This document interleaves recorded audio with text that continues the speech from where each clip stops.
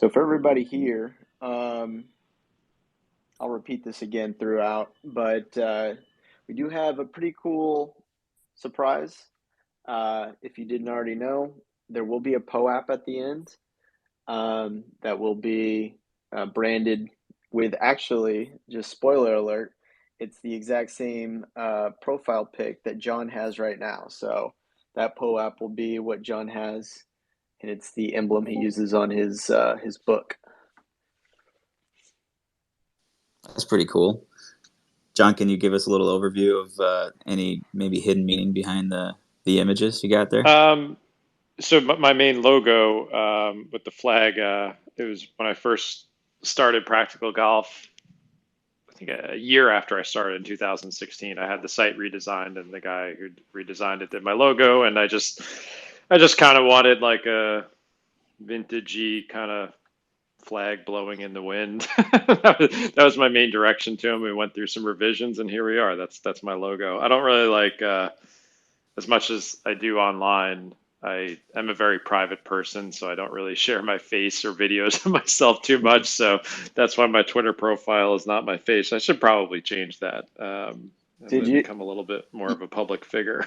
Well, you fit into the Web3 community just right then, because we all got something else going on usually. Yeah.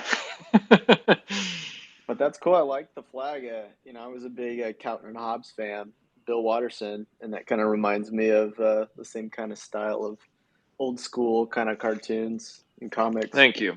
Yeah, whenever I have a golf bag with the logo and some head covers, and whenever I play in tournaments, people are like, "Oh, what club is that from?" And I take that as a compliment. I'm like, "Oh, it's actually not a golf club. It's just my thing." So it's I do like the logo. It's very cool. Well, if y'all just joined, there will be a POAP at the end that has it's the exact emblem that Jon has, the flag on the tee or on the green there with a little ball on it. So everyone will get a POAP. And what that POAP is, it'll be a raffle entry. There'll be a link in the POAP. You submit that POAP in the raffle, and then there'll be an automatic drawing tomorrow afternoon. And the winner will receive a signed copy of Jon's book, The Four Foundations of Golf. So, How about this? I'll throw in a driver head cover too, a nice leather whew, driver head cover with my logo. it just got interesting. Things are getting crazy here. Stakes are high now. All right, that's awesome. Thank you for that. Cool. Well, I guess we'll just get things going here. And I'll kind of cue you up here for everybody who's just joined us. We've got Jon Sherman here, the author of the #1 Amazon golf book bestseller, a book called The Four Foundations of Golf: How to Build a Game That Lasts a Lifetime. So from what I gather here, he kind of breaks it down, obviously, into four foundations. He's got managing expectations, strategy, practice, and the mental game. So we're going to cover those today. Be sure to save your questions for the end. And again, if you want that POAP, there will be a secret word at the end. So we'll cue that, give that to you guys so you can go mint and enter the raffle for a signed book, The Four Foundations of Golf, and a really cool driver head cover. So that's exciting. So without further ado, I'll get things queued up here. So Jon, like, walk us into managing expectations. What would you say is kind of the best way to approach that in the game of golf? So I think that's the topic that, I've been writing articles on my website, Practical Golf, for almost 8 years. And as I began to try and solve all the problems golfers have outside of the golf swing, I just want to make it very clear to everyone, I'm not a swing instructor. You can think of me as a player coach. I'm a golfer just like everyone else.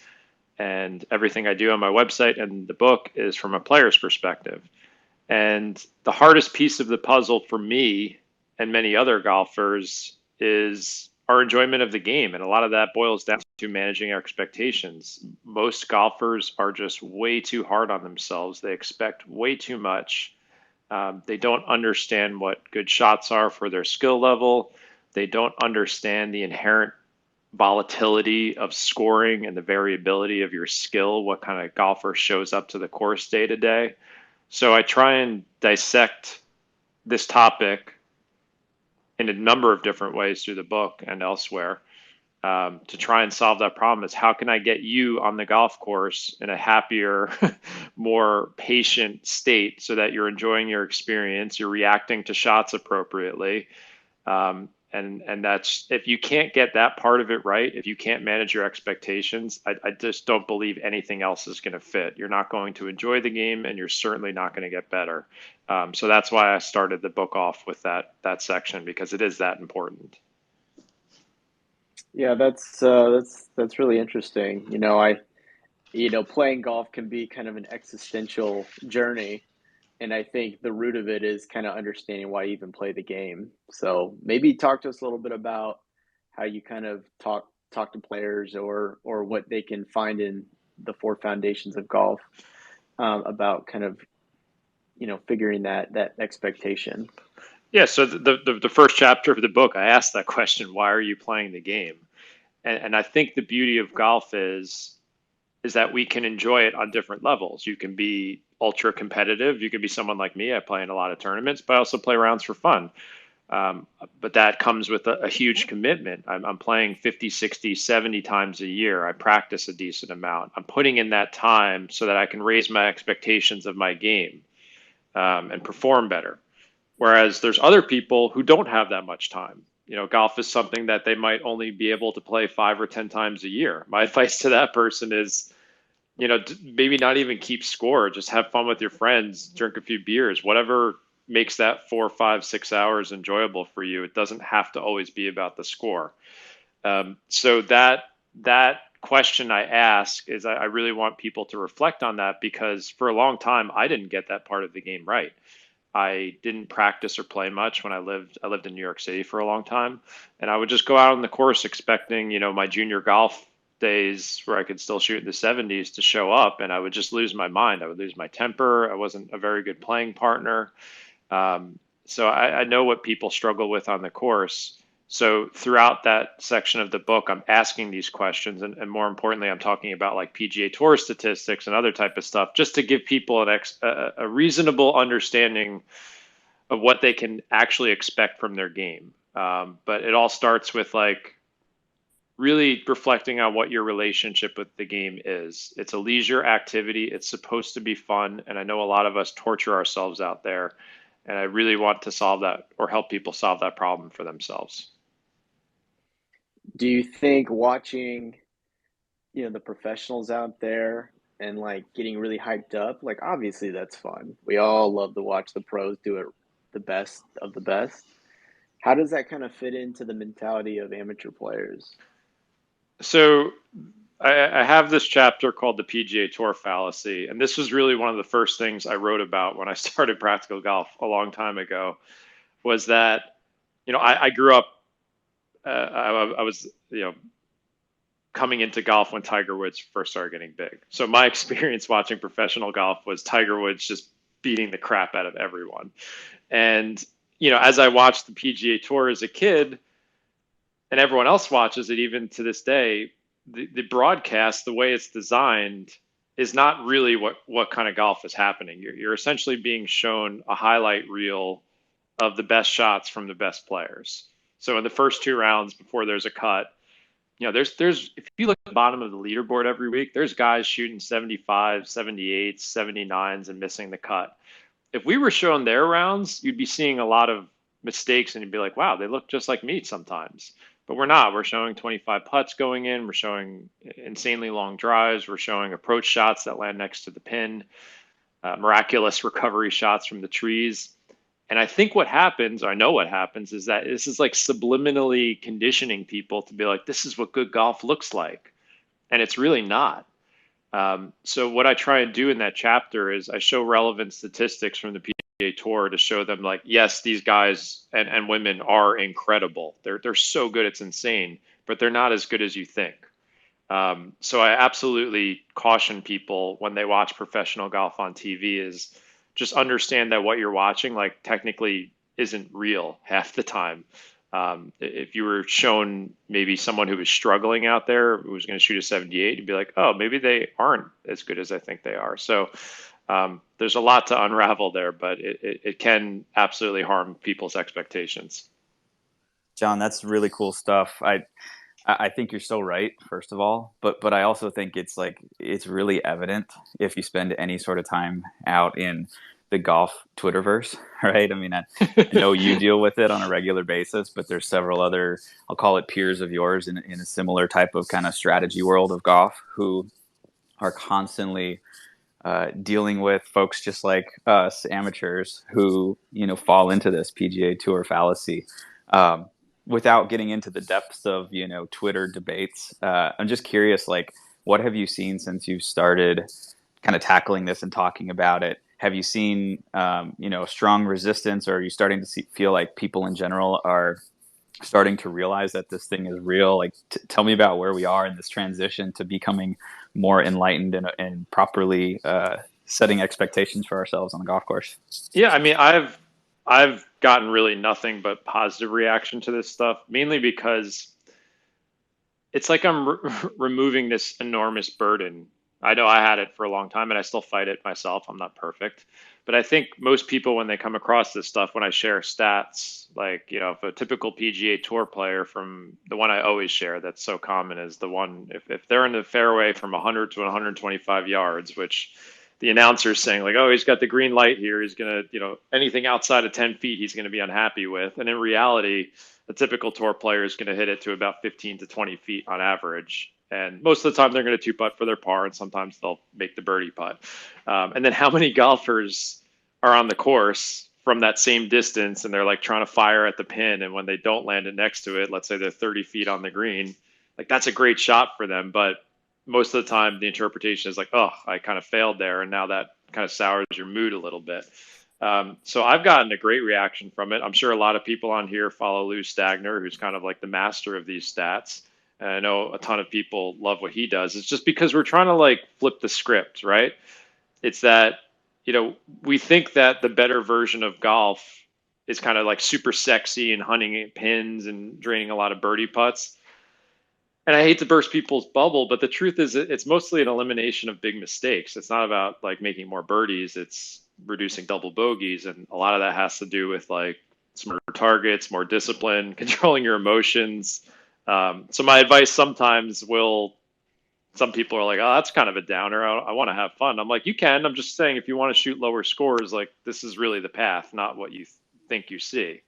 So for the most part, I think people have been relieved by this information. Yeah, for sure.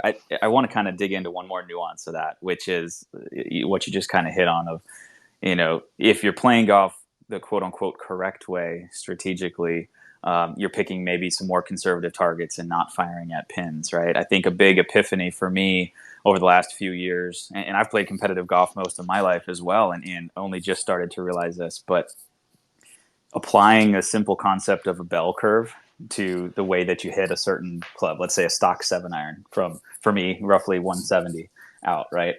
If I take the whole scatter pattern of my 7-irons from 170 yards, where's the highest density of those shots going to end up? That's where I should be aiming, not based on where the pin is or, away from certain things. Can you talk a little bit more about like target selection and applying the basic probability to that? Yeah, I think so. The way I kind of came across what I would consider optimal play is, first through like trial and error as a golfer. I played very scared golf for a long time. So I think I got strategy 50% correct. I played scared off the tee and tried to avoid driver as much as possible, because growing up, it was all about, oh, hit the fairway, control, control, control. We didn't know about advanced statistics back then. And I was very conservative with my targets on approach shots. That part of it I did get right, because I knew I wasn't good enough to land the ball next to the pin, so I would just aim to the fat part of the green.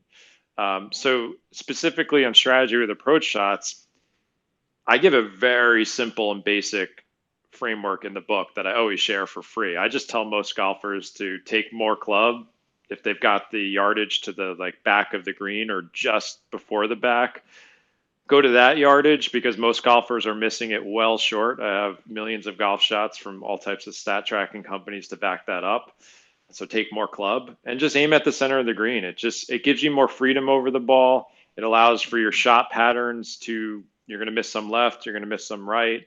And more importantly, it just allows you to step up to the ball with freedom, because I think a lot of golfers, like when they're just, they're haphazardly changing their targets and not really basing on anything. Like when you have a system and you believe in it, it frees you up to execute on the course. And that's why I try and build that case in the book to convince someone, like, is it really that simple? And I think for most golfers it is. For a more advanced player, I would say, like, yeah, you got to learn decade from Scott Fawcett and adjust, maybe to some pins or away from them.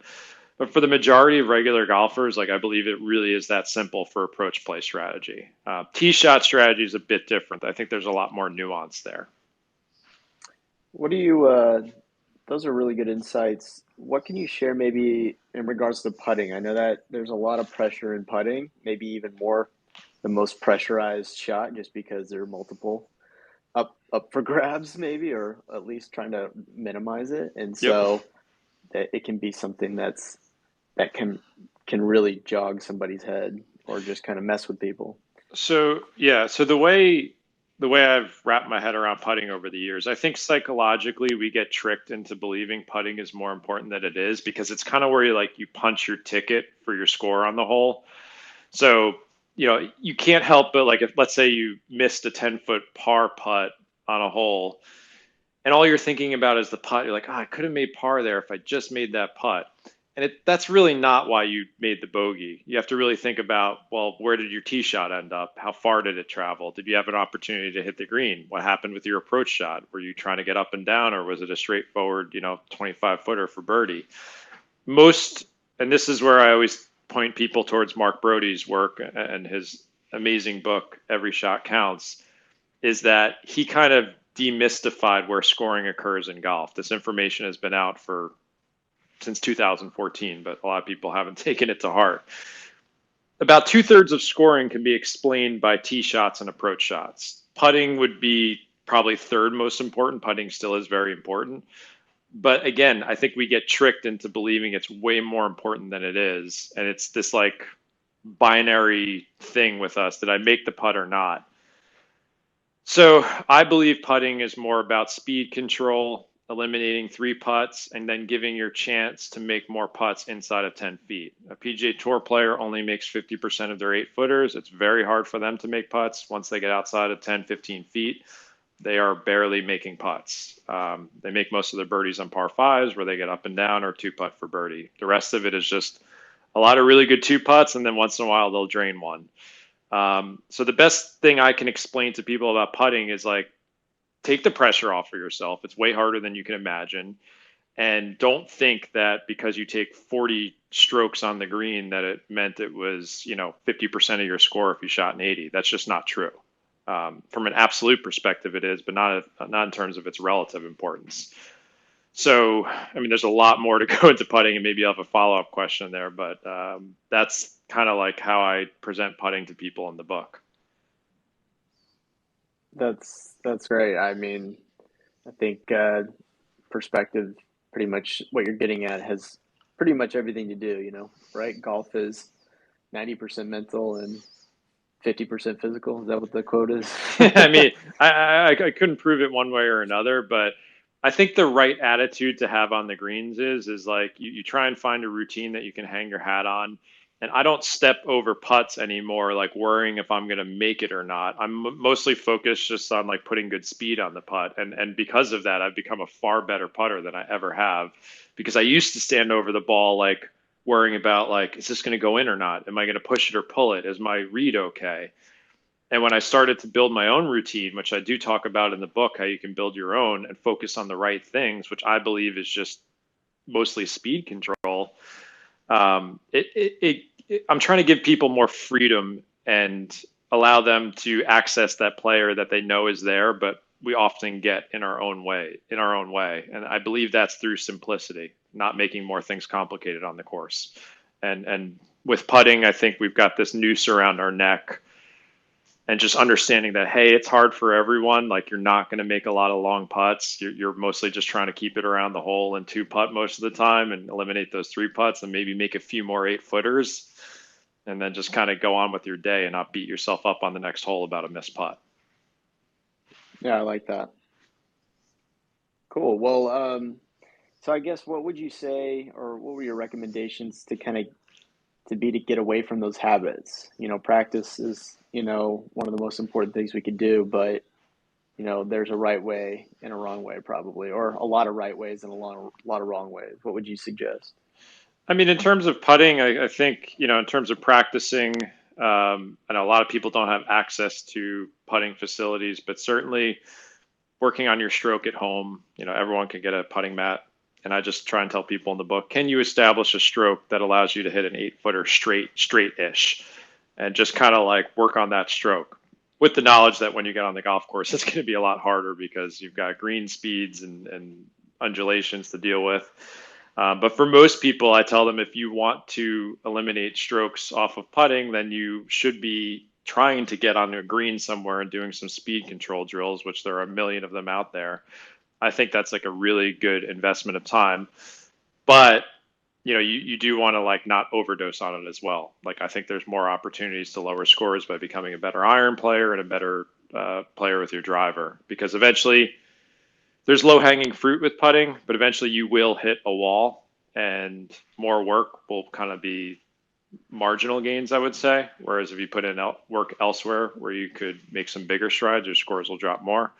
And then just in terms of like pre-shot routines on the course, do something that you can be comfortable with. You can repeat and do it over and over again. I have a routine where I make my read, I get over the ball, and I'm humming songs in my head. That's something that gives me comfort on the putting greens. And I'm just thinking to myself, put good speed on it, put good speed on it. And that frees me up. Someone else could find something different for themselves, but I think it's really important to get yourself in some type of routine and mental state on the green that you can kind of go into this little box and not be distracted by like, oh, is the read right and all that stuff, and just make it super simple, fast, and just step up and hit the damn thing rather than hemming and hawing for 2 minutes. Yeah, that sounds, John, to me a lot like kind of the concept we've learned from other teachers over the years of kind of being in the think box versus the play box, right? Exactly. You prepare to hit your shot when you're behind the ball, Yep. And then once you're standing up next to the ball, you're in the play box and you turn it off. That's it. Yeah. As you transition from the think box to the play box, can you talk a little bit about any tricks other than maybe the humming to yourself to kind of like get the brain to shut off and get into execution mode? There are, first of all, I think the best thing anyone could do with routine, whether it's putting, driver, any club, like I have the same exact routine. Like, you can put a stopwatch to it. I've worked on it in practice. I use it in tournaments. I want people to get into an autopilot state. And the last thing I want people to do, and when I'm in tournaments with college players, is that there's this trend of going longer. I don't want to like the kid who just won the U.S. Amateur, like, serious congratulations to him. It worked. But if anyone was watching that, he was, staring at the ball about 20 times before he pulled the trigger. There's actually been some studies done on this on the European tour. Longer over the ball is typically not better. So in terms of transitioning from the think box to the play box, come up with a routine. More importantly, do it while you practice. So when you're at the range or on the putting green, try and do this routine over and over again. So you're really working on it and consciously thinking about it and making sure that each part has a role. So I'm standing behind the ball, I'm picking my target, I'm doing a couple of swing rehearsals. And then when I step up to the ball, whether it's my irons or driver, I don't even know what happens. It's so like, maybe there's a couple of waggles, but I just hit because I'm in such an autopilot state at that point. And with putting, I do something a little different. I actually have a trigger to initiate my putting stroke. I kind of square up my shoulders because my shoulders tend to get a bit closed. So you can absolutely do a physical trigger. Like, you've seen some tour players like Henrik Stenson. He kind of does like a forward shaft lean press before he hits his irons. That could help certain people. But I think the best thing to do is like actually work on the routine in your practice and establish what it is, and then get so comfortable with it that it becomes unconscious. And that is, I think, the best thing you could do to calm nerves and initiate, a swing without being frozen over the ball. Not going to solve it completely, but definitely makes you head in the right direction. Nice. So the routine is, in your mind, the key to transitioning from thinking to playing. I'm curious, as a follow up to, I think we've all found ourselves in moments on the golf course where you start to hit a couple bad shots in a row, and the mind starts racing, the heart rate increases a little bit, and all of a sudden you're finding yourself, even potentially going through that same routine because you've trained yourself to do so, and yet the mind is still racing over the golf ball. I know it's a little more nuanced topic, but any tricks, say like in competition for yourself that you lean on if you find yourself, with the mind racing or the heart rate rising a little bit? Yeah, I mean, I know exactly what it feels like because I play in 10 to 15 tournaments a year. I think experience, number one, is super important. I know people get nervous in their rounds for their weekends with their buddies, or they're paired up with random partners. Experience is so crucial. Like, that's why I tell people, like, you want to become a better golfer, you need to be on the golf course. You need to be comfortable out there. If you're only playing 10 times a year, like, that's just not enough to like conquer these things, in my opinion. In terms of like dealing with like the nervousness and anxiety and temper, all that stuff, in the mental part of my book, I talk about just stuff like basic like mindfulness techniques. Like, for example, I was playing in the US Mid-Am qualifier last month, and my putter got hot down the stretch, and I really had a chance to make it. And I had been in that position before, so it wasn't anything new for me. So I had some comfort there. But I do things like, I mean, I'm just having a good time. I'm acknowledging that I'm here for fun. I'm having fun with my playing partners, talking with them. In between shots, if I need to, if I feel like my pulse is racing, I will do breathing exercises. I'll just breathe slowly through my nose, through my nose and out of my mouth. I know that that's been repeated a bunch of times, but I think it works. I stare off into the distance. I just like pay attention to like trees in the wind. Anything I could do to get my mind away from these don't blow it, what's going on here type thoughts. Not to say that you can eliminate them, but you can at least acknowledge them and kind of talk nicely to yourself and say like, hey, this is fun. I really do think the breathing helps, or just honestly embracing the experience and being grateful that you get to do it and have fun with your friends out there, whoever they are. I find a lot of comfort in that stuff. And I know it can distract people from those negative emotions that take over. I'm not saying you can eliminate them, but at least you can train your mind to focus on something else in the present, whether that's humming a song, breathing, talking to someone. Like that gets you back to the moment versus worrying about the future or even the past, maybe a bad shot that happened. So I certainly encourage people to look into mindfulness a bit because it really does work in golf. It's an excellent tool, and I'm not the first person to recommend it. Yeah, I've heard something called mindful meditation, kind of the concept that, every day everybody's being distracted and pulled in all different directions. Yep. But practicing, cognitively taking yourself back to a point of origin, whether it be a mantra, something that you can repeat, but kind of just quieting the mind. Your mind's going to race constantly, but actively practicing getting back to that original thought as fast as possible can kind of keep your mindfulness in check. So maybe is that kind of what you're getting at, is like maybe you can distract your mind by staying focused and practicing, getting back to that origin thought, that may not allow other thoughts to creep in while you're trying to yeah, and also I think you have to be, part of mindfulness is accepting those thoughts. So I'll have thoughts on the course when I'm playing a tournament or something. I'm like, whoa, what the hell am I going to tell you? If I'm playing poorly, I'm like, oh, people are going to see me on the leaderboard and be like, oh yeah, there he goes, he blew up today. I'll think about stuff like that. I can't stop my mind from going there. It's my ego. So I try and let that happen and acknowledge it, not scold myself for it. That actually is part of mindfulness. It's like being aware of that stuff. But at the same time, like, yeah, there are ways to then move away from that thought. And I think this is that's why I just make people aware of this, because you're going to find your own version of it. For some people, it could just be talking to your playing partners. Honestly, like that's one of the best things that I do is like I just honestly like talking to people on the golf course, whether it's people I've never met before in a tournament or friends I have at my golf course. Like I just enjoy that experience of like walking around and shooting the breeze in between shots. That's helpful. If you're in a more solitary state, like if I'm like really focused, let's say at the end of that round where I'm trying to lock things down, then yeah, the breathing thing like really does help me, and I know it can help a lot of people. But you do have to kind of train yourself to do that off the course a bit, where you're just like, it doesn't have to be in a dark room or something. Put your damn phone away. I'm always struggling with that. And just like stare off into the distance, whether it's your backyard, if you live in the city somewhere, and try and focus on something for a few minutes and just be there and let it happen, because that is an incredibly powerful tool on the golf course. I can tell you from experience. And you do need to like rewire your brain to do that, because right now we're on a social media app that's probably destroying our attention spans, and we need to like work on that skill. No, I agree. So yeah, everybody after this, put your phones away and go practice golf by clearing your mind and not doing anything. That's great advice, and honestly, advice we could probably all take. I'd like to take a second. We're kind of at the 30-minute mark and do a quick reset, and then we'll probably open up for some questions if that sounds good. Yeah, that'd be great. Awesome.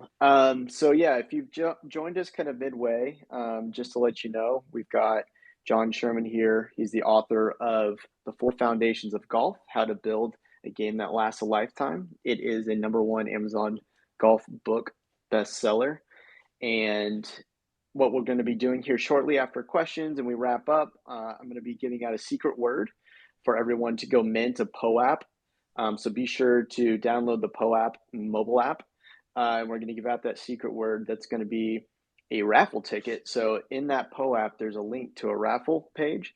You will use that POAP to enter into a raffle, and you will be entered for a chance to win a signed copy of The 4 Foundations of Golf by Jon, and also a really cool head cover for, I believe, a driver, right? That's correct. Cool. So yeah, stay tuned. We're going to be doing that pretty shortly here, and give everybody maybe some time to raise your hand, ask any questions, come on up, and we'll, pick the brain of Jon Sherman.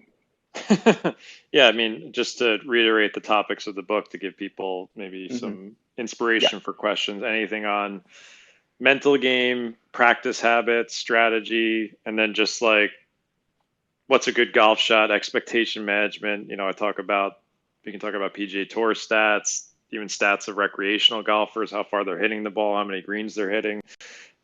All this stuff I'm just trying to help people, I guess, connect the dots in their game so that they have a bit of a system to approach on and off the course. So happy to answer questions on any of those topics. Cool. Am I going to start? Usually when I do a Twitter space, I just start picking on people, like the teacher in the class. I know my buddy Dave Neville is here from Callaway. He's probably half listening. He's in a meeting somewhere in Callaway. It's the best way to listen to a Twitter space. Yeah. While you're in a meeting. Or if any of you guys, LinksDAO guys, have questions on, we haven't really covered practice too much. We could talk about that. I've got some out of the box ideas there.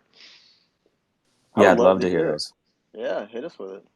So a lot of the stuff that I talk about in the book regarding practice is getting away from what I would call zombie range sessions. So most golfers, and I did this for years, they show up to the driving range and they just kind of rifle through the bucket. They're just hitting, and they're not taking time to go through a routine, establish a target, hit the shot, internalize whatever necessary feedback, whether it's impact feedback or ball flight feedback, and then make the necessary adjustments.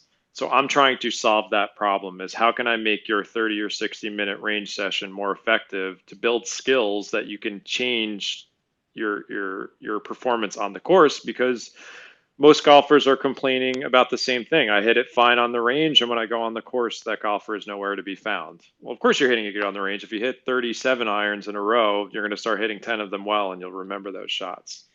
So there's a number of practice techniques and things that I describe in the book, whether it's evaluating your ball flight, looking at impact feedback, ground contact, face contact, all these things, and giving you ideas to practice with every club in your bag.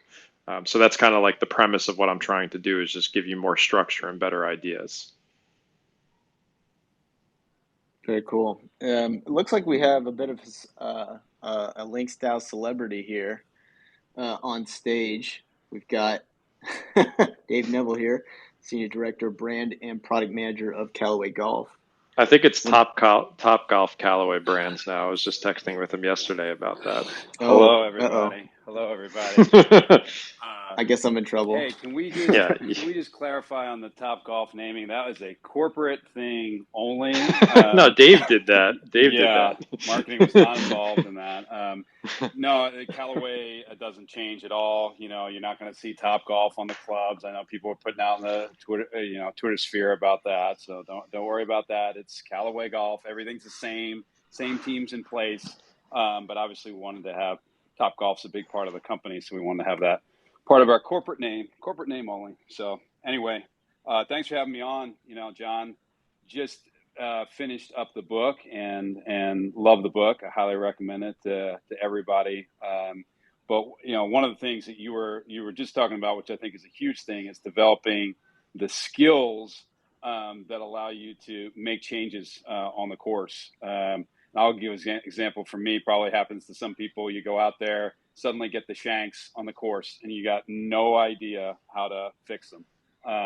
But listening to Adam and John on the podcast, and obviously reading the book, if you practice that, if you practice being able to intentionally hit shanks, intentionally hitting toe, and intentionally hitting center, you go on the course, you get the shanks, you can fix it on the course, and that's something I've been able to apply, you know, just from the learnings from you, John, and Adam Young and your group. And I think the book is amazing. You know, it's not about swing instruction, but it definitely is great in terms of putting your expectations of what to expect out there, and the course strategy stuff is really interesting as well.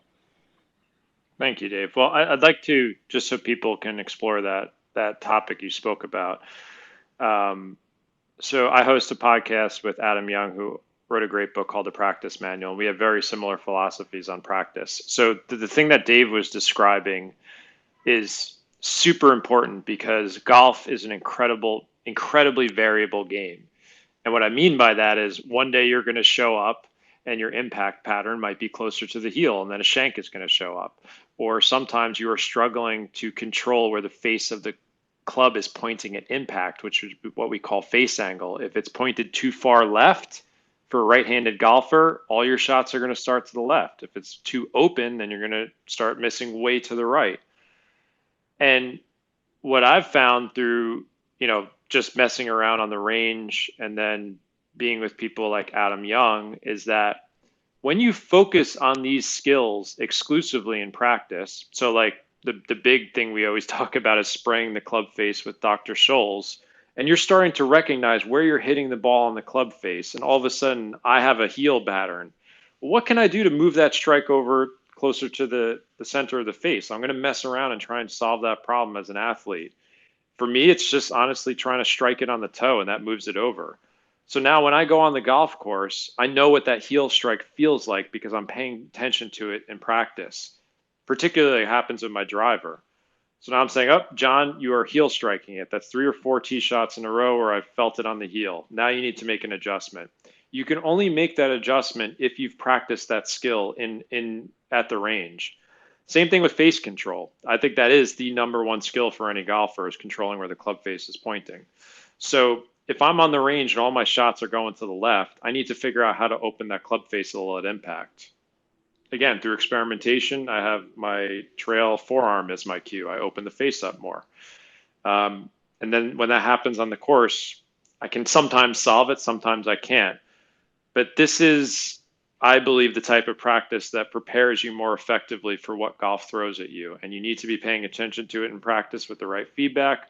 Understanding ball flight laws is important. But yeah, that's the type of stuff that is in the book and we preach on our podcast, rather than what's the alternative? Watching a bunch of YouTube videos and getting like swing ideas from 80 different instructors and standing over the ball with 20 different swing thoughts? Like that just doesn't work in my opinion. That's so cool, John. I had a teammate in college who, we would show up at tournaments and he'd get on the range and he would intentionally top a handful of balls. Most of the time it was just because he was a goofball. But, the genius of that definitely shown through in what you just described, right? Because he's showing up saying, hey, I don't know what I'm going to be swinging it like today, but if I can control my hands and the club into the ball in such a way that I can intentionally top it a few times, not only am I going to lighten the move, but I'm going to, remind my body of how I'm swinging it today. And then I'm going to get serious about hitting real golf shots. Yeah, that is skill. So skill is what we can't see. All we talk about in the golf world is technique. When you watch, again, another problem of watching PGA Tour broadcasts, they don't do it as much anymore because I guess Costas is gone. But we were watching the slow motion video of everyone's golf swing. It's like, oh, Dustin Johnson hit this drive a little bit to the right. Let's go take a look at what happened. His swing isn't any different, honestly. Like you could show 20 swings of him hitting perfect drives and then one where he hits it 20 yards to the right. You can't tell the difference. It's a very micro movement at impact that you can't track.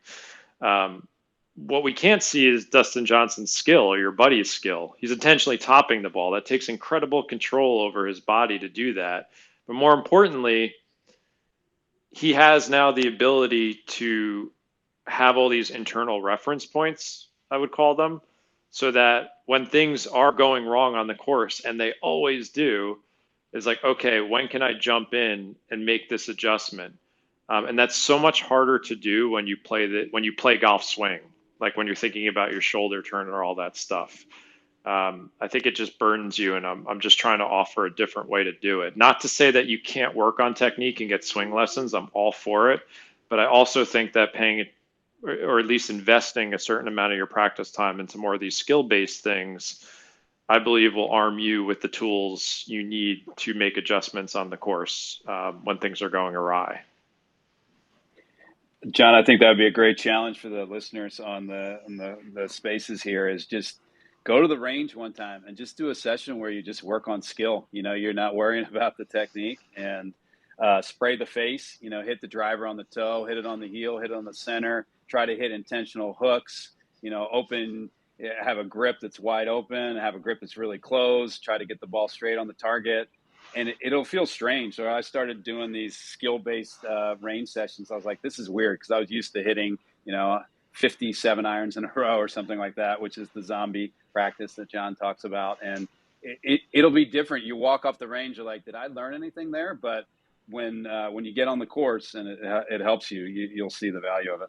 Yeah, I think when you do that type of practice, so like for face control, for example, if you could take like a wedge or a 7-iron and you've got your down the line target, you intentionally try and start the ball to the right and intentionally start the ball to the left and then down the line.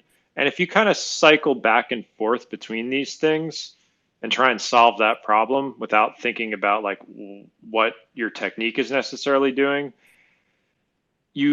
I'm not asking you to hit these shots on the course. What I am asking is for your body to start building reference points so that when you're on the course and you see the ball starting to the right, now you have something you can go towards and say, I can close that face a little bit because I know what it feels like to intentionally hit the ball to the left. And everyone's going to have different feels. Like Tiger always talked about his feels.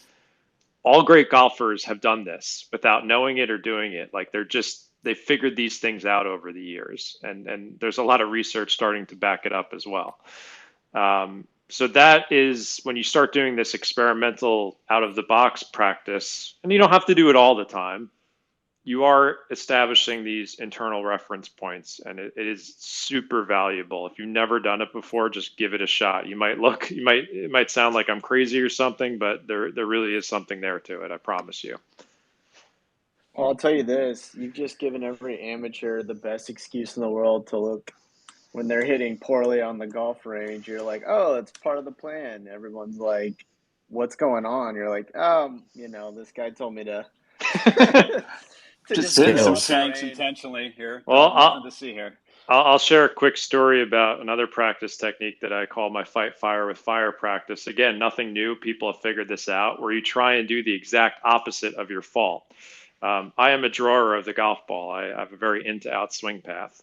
I got invited to this tournament in Bermuda a few years ago. There's a bunch of ex-athletes there.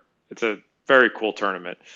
And I showed up with just like this horrible hook, like just nosedive pull hooks. And the guy who invited me like was expecting me to compete and be a good player. He used a sponsor exemption on me. And I'm playing golf with Eric Gagne and Mark Ripien, who are guys I watched on TV. Gagne was a Cy Young Award winner. Mark Ripien, I watched him win a Super Bowl when I was a kid. And I step up to the tee. They're thinking, oh, this guy's a scratch golfer. He'll play well with us. And I just hit like 3 duck hooks in a row. And the only thing I could do to solve it at that moment was to step up to the tee. And I used this drill my buddy gave me where my feet were pointing at the target and I was rehearsing this insane slice swing out to in. And that saved me because what it did was it neutralized my into out swing path where I was stepping up to the ball with the intention of hitting a slice, but it just straightened out my ball flight because now the into out path shifted probably 6 or 7 degrees to a more functional state. And now I could hit that baby draw. So sometimes you really do have to get out of the box and do the opposite of what the fault is to kind of neutralize or solve the problem. And it does require some like out of the box thinking. And these are things I've kind of stumbled across, learned, and I try and dispel throughout the book. Well, I think that's great. And I want to give everybody an opportunity to come up and ask any questions one more time. And if not, we can land this plane and go about our days here. But I just want to I personally want to thank you. This has been fantastic. Our Discord is lighting up. A lot of people are really enjoying this. Nice. Yeah, and for anybody who's new here and just popped in on Twitter Spaces, I just want to introduce LinksDAO as well. We're a golf community, a global golf community. We're going to buy a golf course. We're doing a lot of really interesting things in our community. We're providing a lot of value to our members, and the memberships obtained by an NFT. So that's something that you'll own outright until you're ready to sell it. And so by having that NFT, it unlocks all this value with great partners that we're bringing into the community, and really just kind of building out this global dynamic of golf and seeing where the future takes us. But happy to have everybody here, and we're extremely happy to have Jon here with us. I should say that I am a token holder. I have a global membership. I bought one when it first came out. That's awesome. He's doxed himself, folks. Yeah. Now we know that we can lean on a fellow LinksDAO member for a bunch of instruction going forward. I spoke with Nick yesterday, and I said I would, if this, people found value in this session, I'm more than happy to do it on the Discord server from time to time. If members want to ask questions about topics in the book, I'm happy to do these Q&As. But hopefully, people got some value out of this, and if anyone does have a question, I guess they could raise their hand, but I'm not seeing any takers. But thanks to my good friend Dave Neville from Topgolf Callaway Brands. I'm never going to live that down. Never. I'm just going to call you Dave Neville, Topgolf Callaway Brands for the rest of I don't know, maybe our friendship will end after this, but as long as I know you. It's on thin ice right now. I'm just kidding. Great. I'm actually standing above my beloved Epic Max Callaway driver. Dave was kind enough to send me a head recently because I like that's my go-to driver. So now I have my trusted weapon here. The most important club in my bag, my driver, for sure. That's awesome. I'm looking forward to my new Jaws Raw coming in the mail pretty soon too. So, nice. Yes, we're working on those orders today. Very Dave, cool. Can you also hook me up with I still have yet to go to the Long Island Top Golf, which is only 20 minutes from my house. Can you hook me up with a VIP 2-hour thing there? Thanks. That's one of your benefits through LinksDAO. Yeah. I mean, Ryan, let them know about the benefit there. Yeah, clubhouse.linksdao.io/benefits. If you have an NFT, go check it out, everyone. I do need to start taking advantage of that. Very cool.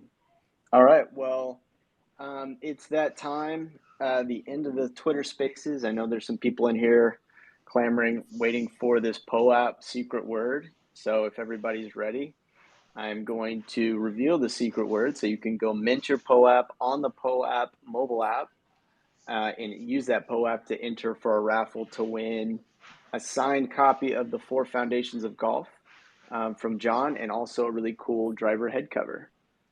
Without further ado, the secret word is lifetime. One word, all caps, lifetime, as in how to build a game that lasts a lifetime. Nice. I appreciate that. All right, guys. That's you're gonna have a limited time to mint that POAP, so don't drag your feet on that. There will be a closing window, and the raffle will automatically draw tomorrow afternoon. Details are on that raffle page with the link in that POAP, so you should have everything you need there. And if you have any questions or you want to come hang out in the Discord, check out our Twitter profile. It has links in the Discord there, links in our bio. Jon, any last words? I just want people to enjoy the game. So I want you to be happy out there. That's number one. I think my book can help you do that a bit. But if you don't read the book, just think long and hard what you want out of this game, and don't do what I did for 10 years, which is have an unhealthy relationship with golf and don't expect too much of yourself. It's a leisurely activity. It should be fun. And I love what you guys are doing with the community. Can't wait to see what's in the future. And if you do want the book, just search for Foundations of Golf on Amazon. You can buy it pretty much anywhere in the world, paperback, ebook. And I do have my audio book. A lot of people have asked for an audio book. I'm almost done recording it once my kids get back to school and stop making so much noise in the house. So I will have the audio book sometime in September or October. It'll be available on Amazon. So yeah, thanks for everyone's questions. If you want to reach out to me on Twitter, the DMs are open. I often get a lot of questions in my confessional booth. But thanks for everyone's time, and I appreciate it. Thanks again, Thanks, Jon. All right. Have a great Thanks, day. everybody. Thanks, everybody. Appreciate it. Have a nice day.